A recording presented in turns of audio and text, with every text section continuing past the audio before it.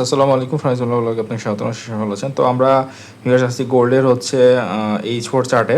তো H4 চার্টে দেখতে পাচ্ছেন গোল্ড আছে 3337-এ।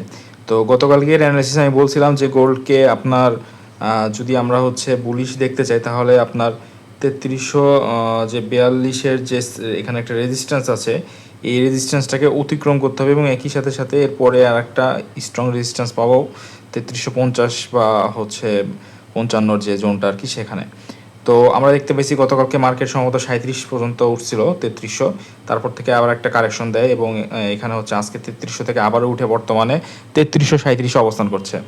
তো এখন আপনার মার্কেট যদি আমরা যদি আরও মুভ চাই আর কি, মানে বুলিশ মুভমেন্ট চাই, সেক্ষেত্রে আমাদেরকে হচ্ছে এখন মার্কেট এটা ব্রেক করে কিনা এটা আমাদের হচ্ছে দেখার বিষয় আর কি।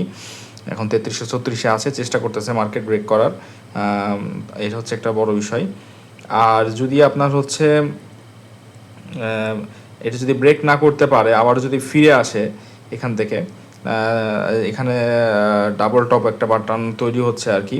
তো এখান থেকে যদি ফিরে আসে তাহলে এক্ষেত্রে মার্কেট আপনার যদি আপনার 3300 নিচে চলে আসে, বা যেটা এর আগে আসছিল 92, সেই লেভেলটার নিচে চলে আসলে হয়তো বা আমরা মার্কেটকে 3380-র এই জোনটাতে দেখতে পাবো আর কি। এই হচ্ছে বিষয়। তবে এখন দেখার বিষয় যে আসলে মার্কেট 42-কে ব্রেক করতেছে কিনা। আর ফান্ডামেন্টালি বিষয় হচ্ছে চায়নার সাথে ইউএসএ যে হচ্ছে বাণিজ্য সংলাপ চলতেছে আর কি দ্বিতীয় দিনের মতো, সেখানে এখন পর্যন্ত খবর আশাব্যঞ্জক আসছে আর কি, নিউজ আছে যে আলোচনার অগ্রগতি হচ্ছে বা এরকম একটা দেখলাম। তো যদি আলোচনা ভালো মতো শেষ হয়, যদি ট্যারিফের যে ভেজালগুলো ছিল সেগুলো যদি ক্লিয়ার হয়ে যায়, তাহলে আমার মনে হয় গোল্ড হয়তো বা সাময়িকভাবে দুর্বল হয়ে যাওয়ার সম্ভাবনা থাকবে। সেক্ষেত্রে অবশ্যই আমাদের সেই বিষয়গুলো সচেতনভাবে লক্ষ্য করতে হবে। তো টেকনিক্যাল ফান্ডামেন্টাল এটাই গোল্ডের অবশ্যই আপডেট। আশা করি ভালো লেগেছে। কোনো প্রশ্ন থাকলে অবশ্যই জানাবেন।